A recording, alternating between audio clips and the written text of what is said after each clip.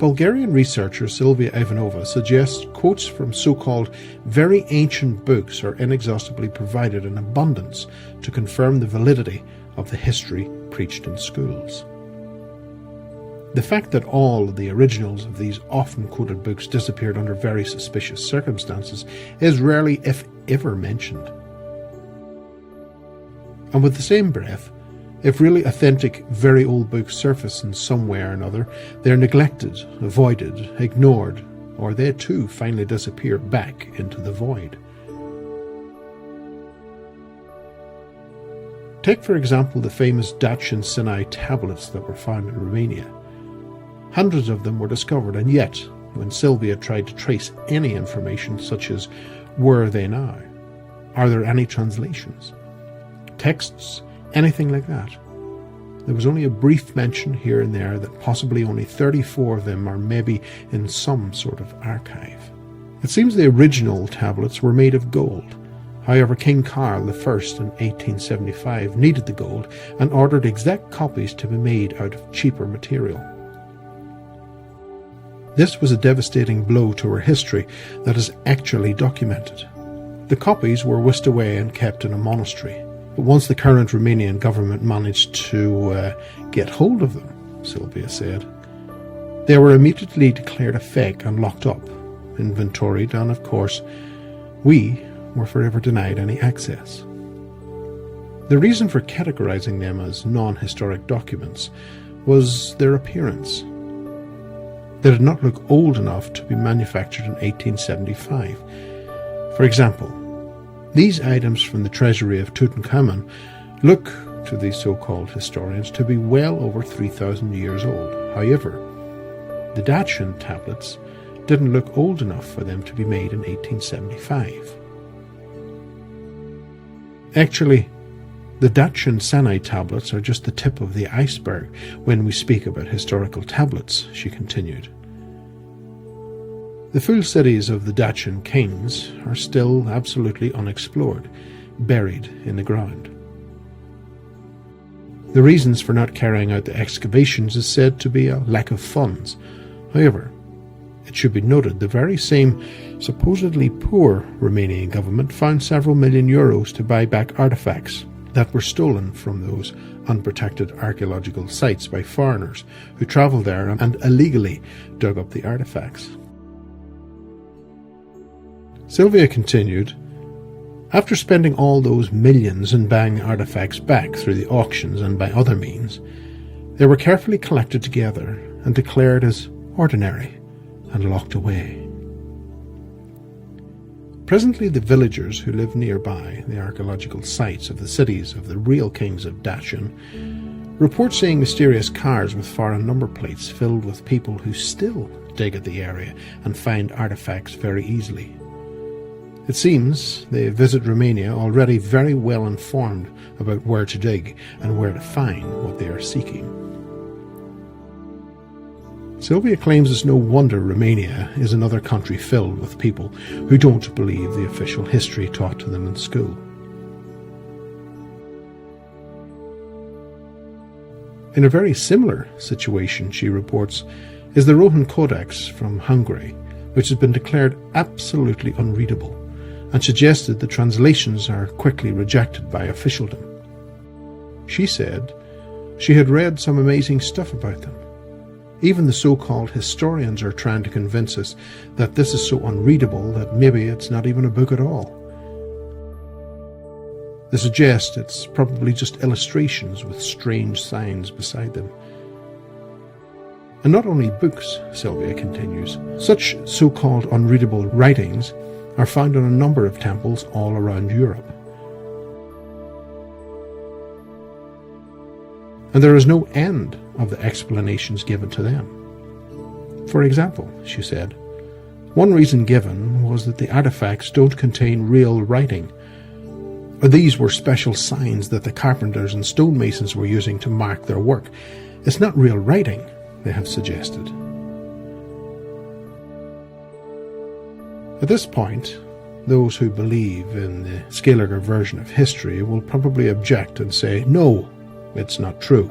We do respect older books. There are some ancient books that we do possess in their original forms, and they did not go under any editing by monks. An example of some of these texts would be the Vindolanda tablets found in England.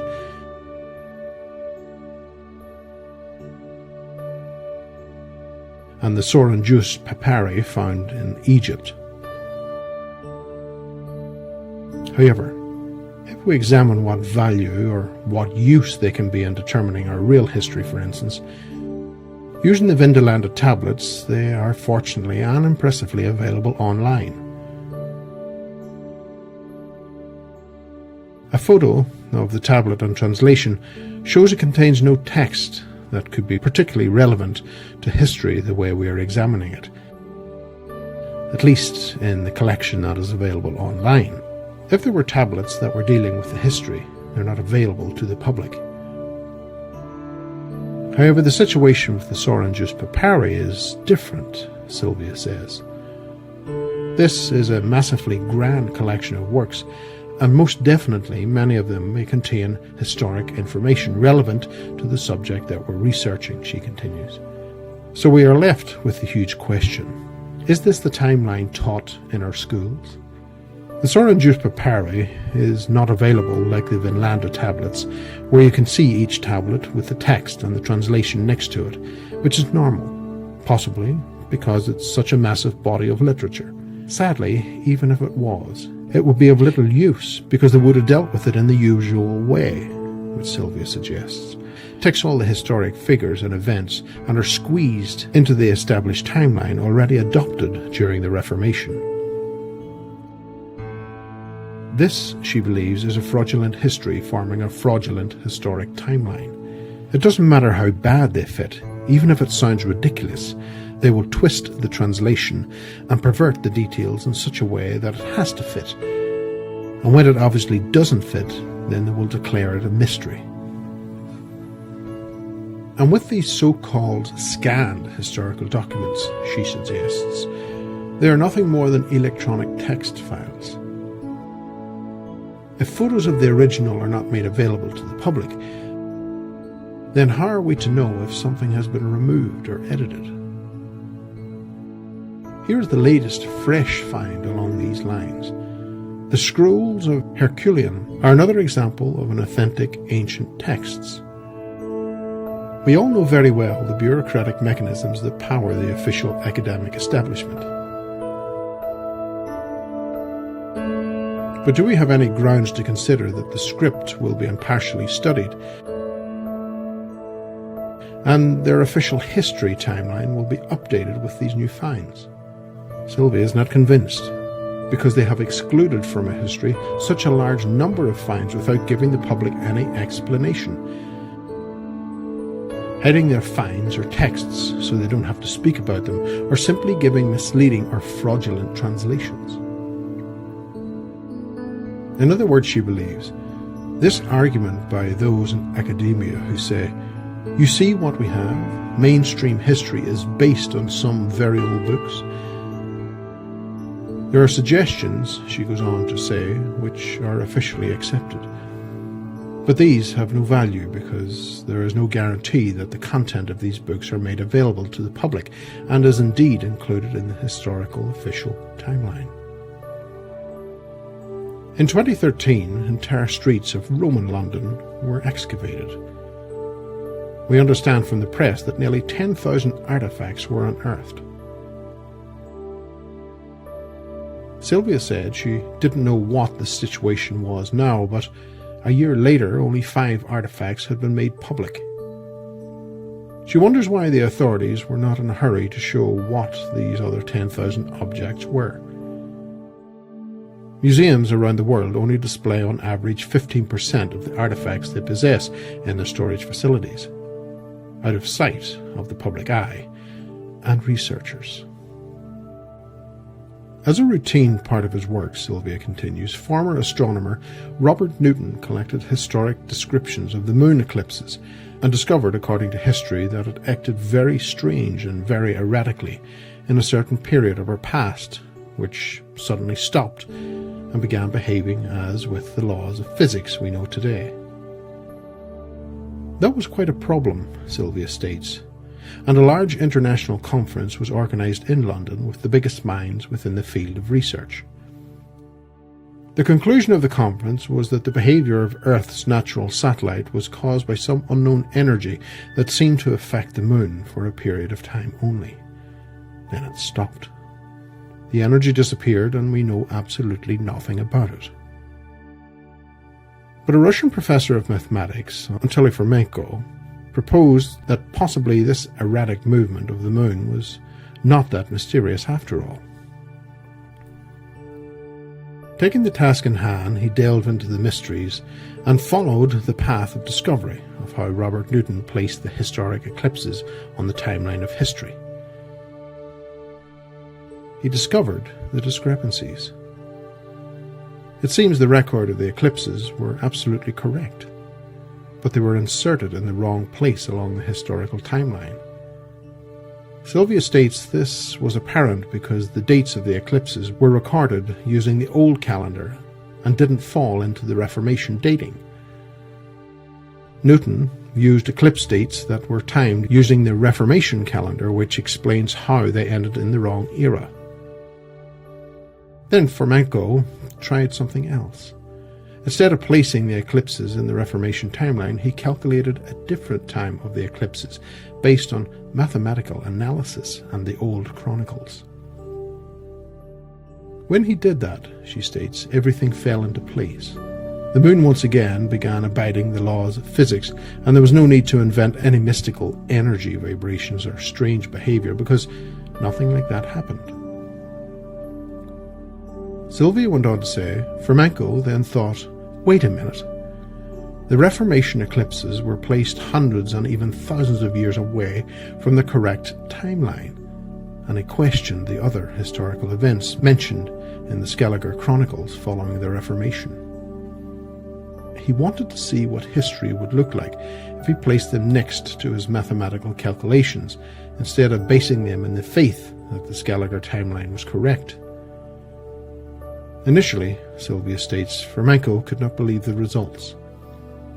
Later, he devoted many years of his life studying the old chronicles and placing them where they should be placed, and personally visiting many of the historical sites.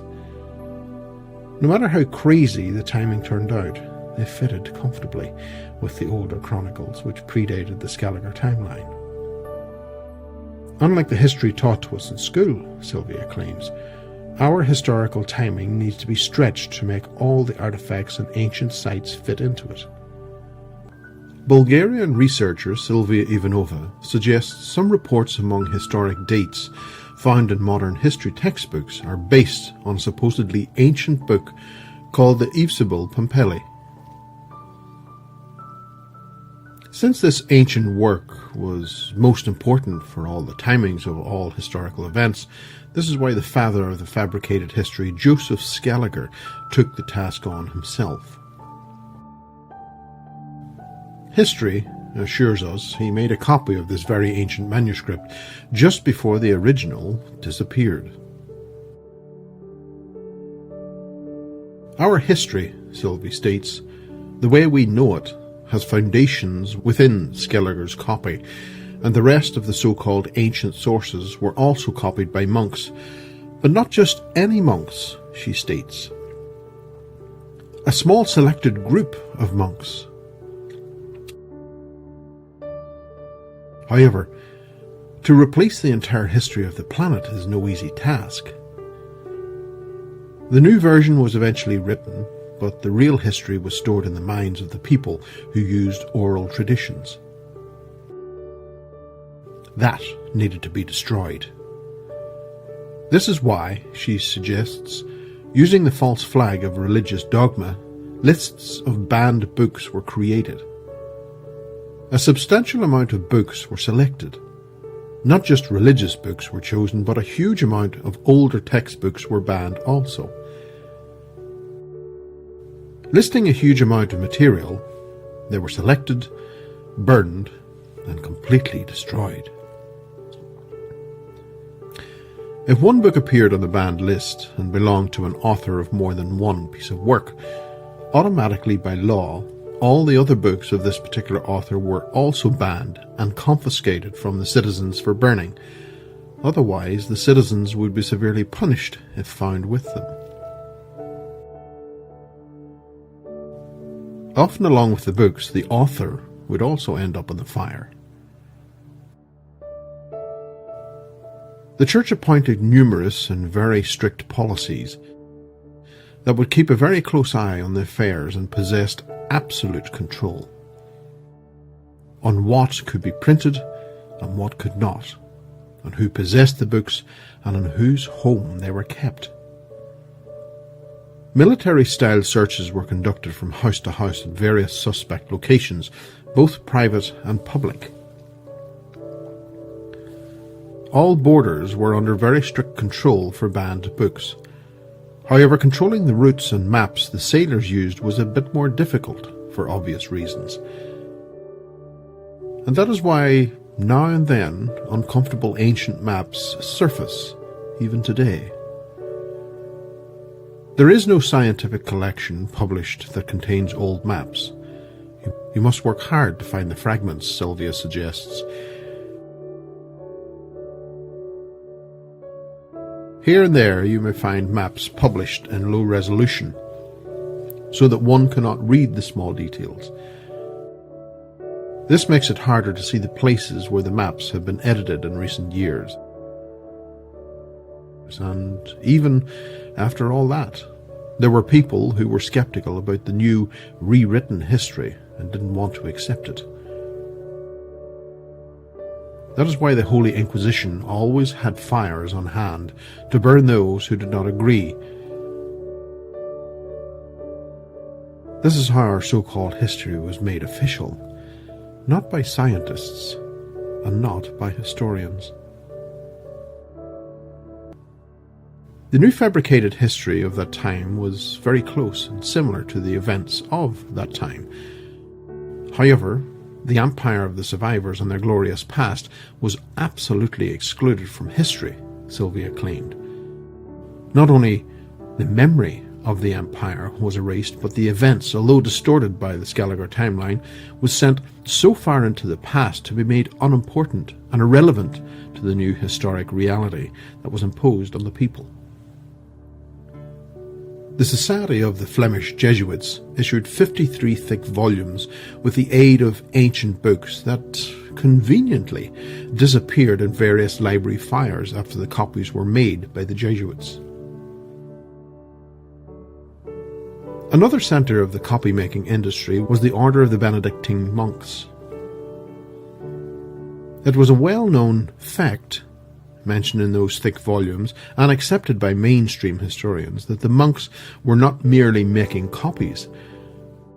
They confessed they were also correcting the books so that they fitted with the new ideas of the 17th century. And actually, this is one of the best scenarios. In some cases, there was no ancient texts at all, and compositions that were written in the 16th and 17th century are now quoted as ancient works. A huge collection of so-called ancient books, whose originals conveniently and selectively burned in the library fires, was published by the Benedictine monks. And this collection contained 221 volumes of Latin works, supposedly belonging to ancient Romans, and not to mention the 161 volumes supposedly written by ancient Greek authors. If you believe that all monks of that time were innocent, godly creatures, who could not be susceptible to any corruption, then let's get into the details of how the historical planet was shifted, for example, 1,000 years back in the Middle Ages. People used to write years in a different way. Not the way we write them now. There were two ways in the Middle Ages to write the name of our Saviour Jesus Christ. One of those, Sylvie suggests, was source, and the other was Christos. When people meant that a certain event happened 300 years after Christ, they placed an I in front of the number. An alternative version was to place the letter X, and that originated from the name of Christos, because that is how nowadays the Slavic people identify Jesus Christ. For example, Ludwig in Sevilla is considered by the mainstream historians to be a Renaissance publisher. However, as you can see on their own emblem, the year is 595. Before the year, we can see the letter I and a dot after it. This is obviously not the number 1. Another example, according to the mainstream history, this is 1527. However, if you pay attention, this is clearly the letter I. This is not the number 1. And as you can see, separated with dots. Here is another example. This is interpreted nowadays as the year 1656. However, we can see that it actually has the letter I instead of 1, and the year is written 656.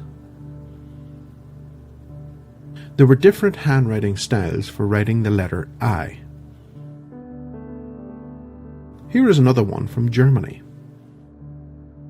This is the year 658. However, nowadays it is interpreted as 1658. This is from Nuremberg, Germany, and again, there is no doubt that this is the year 699. And there is the letter I in front of it. This is not the number 1. 1 was never written in this way. While the previous writing was before the introduction of the ideas of Scaliger, this is the same location. But the paintings are from the 18th century, and here we can see how the letter I has been substituted with the number 1, and in this way the history was adjusted by 1,000 years. There are endless examples that this is not 1, it is the letter I. In some cases the letter I, or in Slovak the letter X, was completely removed. For example, on this map, the cartographer clearly, absolutely clearly, writes that this is something referring to the year 740 and 750, and yet the mainstream historians who conveniently place it in the year 1740 and 1750. And this is not the only such example. In an old emblem of the city of Vilnius, it is positively clearly written, Sylvia states, in the 7th century, and yet, according to the mainstream history, this is a city of the Middle Ages. Thousands of stone monuments are found on the Balkan Peninsula. They are called statici. Often they're classified as mysterious. That is a graceful prelude hinting that they would not be included in the history. And why should they? They have some sort of dates written on them, and they don't fit in any calendar, or at least any calendar that normal mortals like ourselves are supposed to follow. And she states, it seems the calendar used had a record of 7,000 years. That number will come up again when we discuss the Book of Valis, which seems to be an authentic, very old book that survived the medieval burning. A book which provides some details about the advanced cultures as far as 7 or even 20,000 years ago. But although the Book of Valis is included in the curriculum of some of the courses offered by certain European universities, we're still very far from replacing the present fraudulent calendar. Fantasies taught in schools with something that has much greater chances to be the truth, like the Book of Valis, but still, children in school are left with the impression that 7,000 or 20,000 years ago, the most sophisticated idea that the man could come up with was chasing a wild hog with a stick. Here is a decree from Copenhagen. At the time when the new calendar was introduced, people were simply obliged to stick to it. They were threatened with heavy fines in case they tried to use the old calendar. In his books, Anatoly Fomenko provides examples that similar decrees were issued, so that the local names of various villages and towns and areas were also changed. Because once the actual historic name of a given place is erased, it's lost. And then if someone finds the accounts through historical records in the future, they won't be able to figure out where the given events took place. Similar decrees were issued also about certain historical events. Whenever something happened that was very uncomfortable for the history fabricators, and people witnessed it, there was a decree, a law that forced people to acknowledge something else happened, and if you mentioned what you saw, then the heaviest punishment would be inflicted. At this point you probably wondered, how did it work in reality? Sylvia asks. How did the common people, for example in year 600 after Christ, all of a sudden start thinking that it was now 1600 after Christ? Actually, the common people didn't even understand what happened, because conveniently, exactly at the time the calendar was changed, the new Gregorian calendar was introduced, and everything was set to the so-called correct date. Because it was all done centrally on paper, the common people on the street did not understand what was going on. The history, the way you know it, it was not created by historians, but by illusionists, tricksters, and circus-style magicians. However, there were educated people who figured out the scam. One of them is the famous physicist Isaac Newton. Somehow they conveniently forgot to tell us that he too was a chronologist as well. He was persistently arguing about the history of the kingdoms of Egypt, which had been artificially sent to the past by 1800 years. The history of ancient Greece was sent artificially back to the past by 534 years, and the history of the Roman culture was sent back in time for 1,000 years, she believes. Those who are interested further can find more details in Newton's book Chronology of Ancient Kingdoms, Amended. Jan Hartwin was one of the most educated men of his time, and he also argued against the validity of this calendar's history. He was a royal librarian, and he found out that this calendar history was founded on books that were not genuine. Actually, the list of the scholars who doubted the authenticity of the theory of Scaliger is very long, and continues to get longer even today.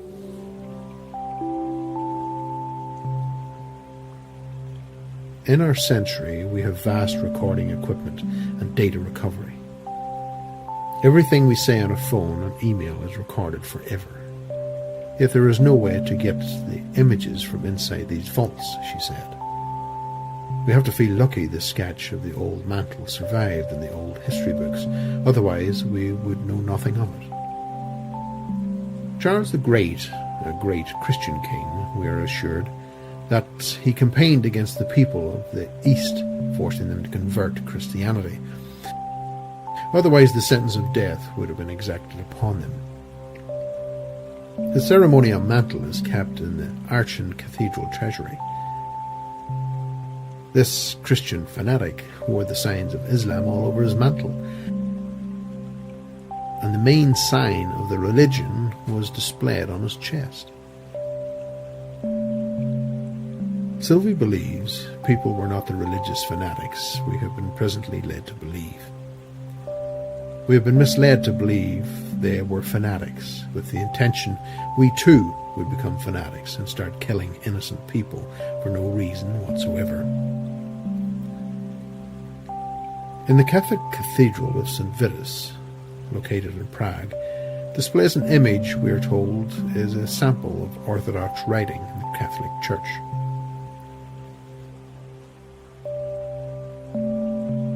These Italian and German swords are kept in the Museum of Toronto in Canada. The Arabic inscriptions on them are uncomfortable for the official history. That is why, she states, they came up with the fabricated description and placed it beside the swords for all to read. The explanation given suggests the swords must have been kept in some Arabic storage place. This is why the Arabic writing must have come to be on them. Even though the history is dubious because it's written on the wall of the museum, people will actually believe this, Sylvie claims.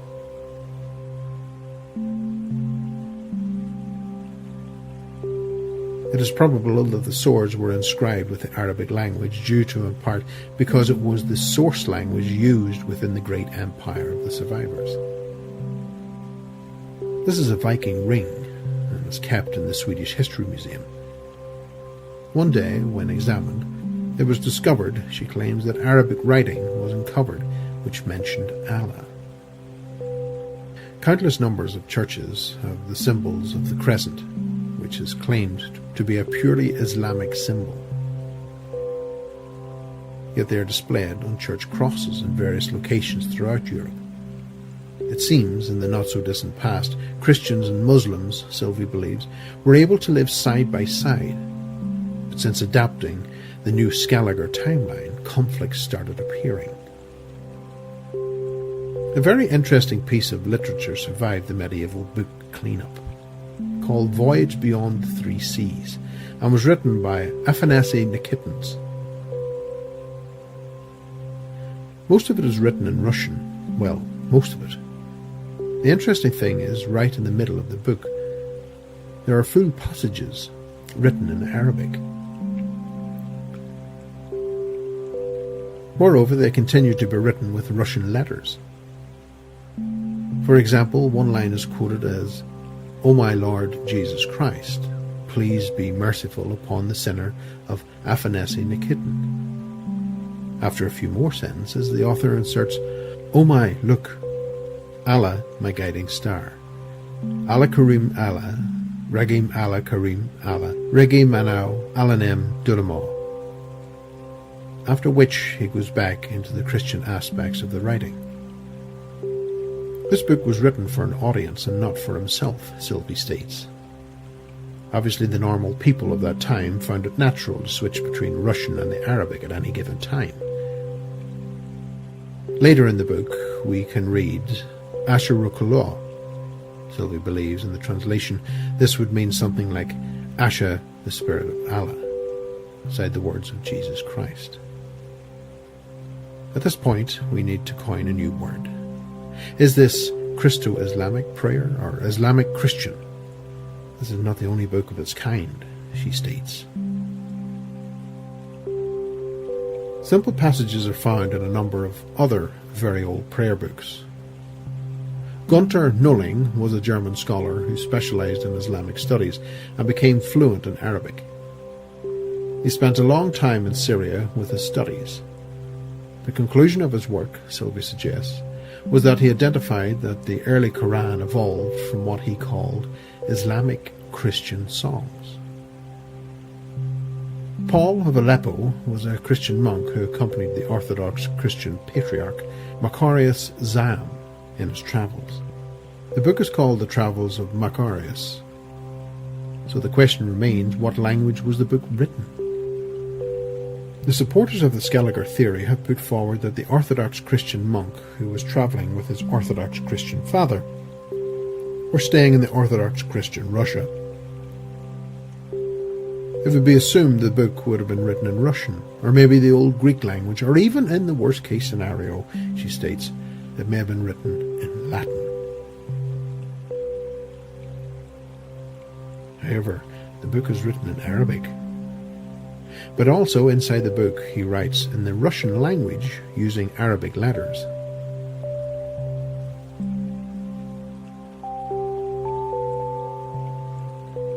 Historians claim it must have all been of Arabic origin, without any proof, of course. And even if we do assume he was born in an Arabic environment, it places a very big obstacle in the way of the historians' suggestions, in that they believe the book's foundations are based in Arabic due to the equation mark placed between anything Arabic and Islam. That is why it became a widespread practice, Sylvie suggests, which has become adopted. Yet there is no proof to support this. This is an original 17th century mantle of the Russian Orthodox priest kept in the Olich State Museum. All the inscriptions on it are written in Russian and only with Slavic letters. The inscriptions are clearly readable, which speak of the Holy Cross and the Holy Resurrection. However, the very top row of inscriptions clearly reads, in Slavic letters, Allah, Allah. Sylvie hopes it's becoming clear All the lies, the Arabic inscriptions on the helmets of the kings, were not simply decoration without them knowing exactly what they were wearing. Gerwenstein, a German ambassador, visited Russia a few centuries ago. This is an authentic illustration published to commemorate his journey. But have a look at what the Russian king is wearing. Today, we may see this as an Arabic dress code, Sylvie states, but this is not the case. This style of clothing was adopted over the entire territory that was influenced by the cultures of the survivors. This is the symbol for the town of Halle in Germany. It is a traditional symbol which is still in use today.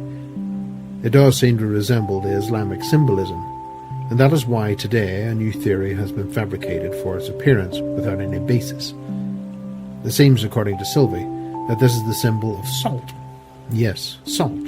Apples, oranges, bananas, everything else except the truth.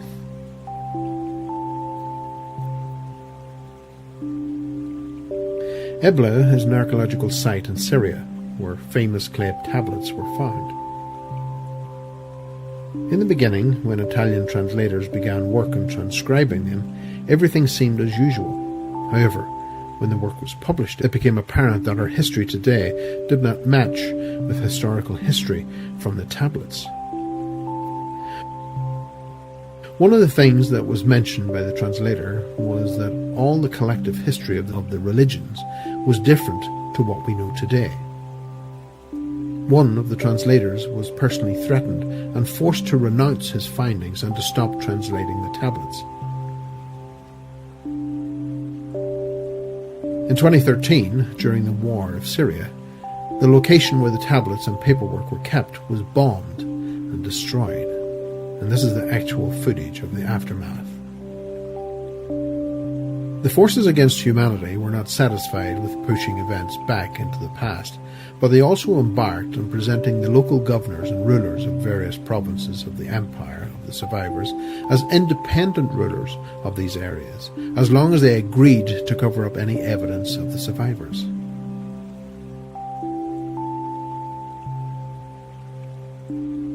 Secondly, they created tons of artificial phantom events and people to fill up the gap of the 1,000-year shift back in time, along with other shifts which needed to be filled up with some phony history, Sylvie suggests. That was not difficult to achieve, she believes, because in various areas locals had different names for the same person. For example, Charlet in France would be called Charles in England. In Spain, he would be called Carlos. In this way, the same person would be reflected in the history of various nations under the different name. Although events would be similar, they would not be identical. Many such phantom events or doubles have been discovered by the historians that have been attributing to the New Chronology project that evolved from the work of Vitaly Fomenko. The new task of the fabricators of the new history was to ascribe the knowledge and culture of the survivors brought to the various areas of the uncivilized parts of the world was now seen as local inventions. They always tried to assure us the tribes naturally evolved and discovered how to do things themselves. The next task was to misrepresent various groups of the survivors and provide some sort of explanation that they were local people, or maybe even one or two people from outside the area, but most importantly, that they were not what they were. And twisting the vital spiritual knowledge spread by the survivors was essential for the parasites, Sylvie explains.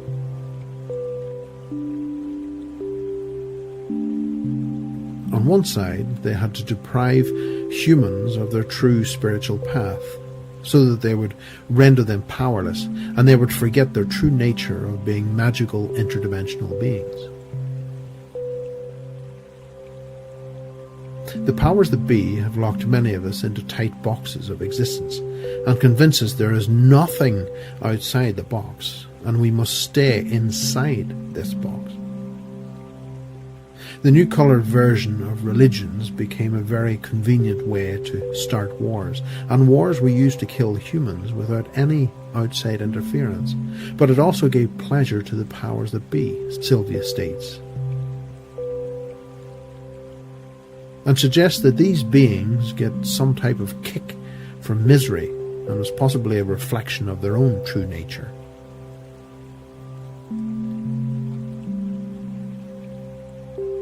As far as Christianity is concerned, she said, there is no point discussing it. There has been so much already written, and so many people have raised their legitimate concerns in that, in its most popular form these days, it has little to do with the mission of Christ or his person. There is plenty of evidence and historical artifacts that suggest Christianity is now, and in fact all mainstream religions, have a common source.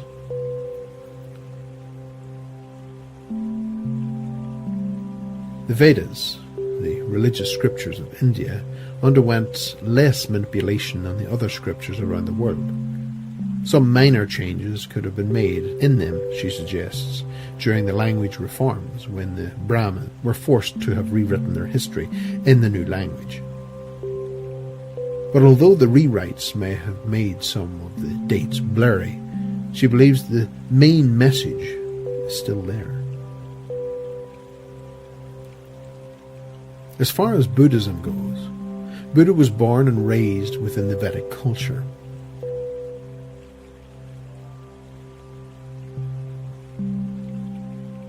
Within one sense, Buddhism is a branch of Hinduism, but sadly not all Hindus today, Sylvie believes, understand this true message that came to them through the centuries. The reason for this is a type of pollution which is developed on their consciousness, she believes, on the site of their modern culture. For example, this is a set of desktop items. Most of us, when we look at them, will understand what they mean, or at least we can quickly find out what they mean. But to a member of a non-contacted tribe within the Amazon, these symbols would mean nothing to them, or something completely different than the meaning in the context of the IT technology that we understand so easily today. In the same way, most modern Hindus will keep at home books of valuable knowledge, but will understand little of it, because they have lost touch with the cultures that used the ideas on the basis on which this knowledge was presented.